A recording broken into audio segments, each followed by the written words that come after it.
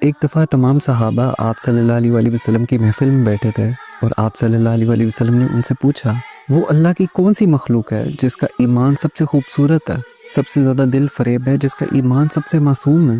تو صحابہ نے کہا کہ یا رسول اللہ، سب سے خوبصورت ایمان تو فرشتوں کا ہے۔ تو آپ صلی اللہ علیہ وسلم نے کہا کہ فرشتوں کا ایمان، ان کا ایمان مضبوط کیوں نہ ہو؟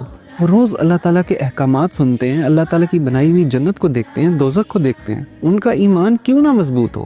تو صحابہ نے کہا کہ آپ صلی اللہ علیہ وسلم، پھر تو آپ کا اور تمام نبیوں کا ایمان خوبصورت ہوگا، معصوم ہوگا۔ تو آپ صلی اللہ علیہ وسلم نے کہا کہ نبیوں کا ایمان کیوں نہ مضبوط ہو؟ ان پر تو اللہ کی وحی نازل ہوتی ہے، اللہ تعالیٰ کے احکامات ان پر اترتے ہیں، ان کا ایمان کیوں نہ مضبوط ہو؟ تو صحابہ نے کہا پھر ہمارا ایمان مضبوط ہے، معصوم ہے، دل فریب ہے۔ تو آپ صلی اللہ علیہ وسلم نے کہا کہ تمہارا ایمان کیسے مضبوط نہ ہو؟ کیا میں تم میں موجود نہیں ہوں؟ کیا تم مجھے دیکھتے نہیں ہو؟ جب میں تم میں موجود ہوں تو تمہارا ایمان کیسے مضبوط نہ ہو؟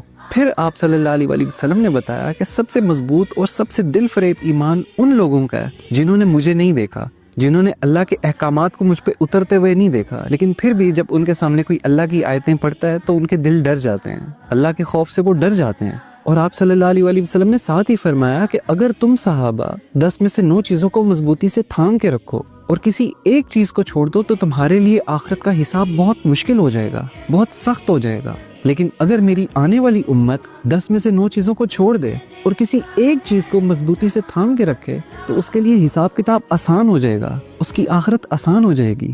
یہ محبت تھی آپ صلی اللہ علیہ وسلم کی ہمارے لیے، اپنی امت کے لیے۔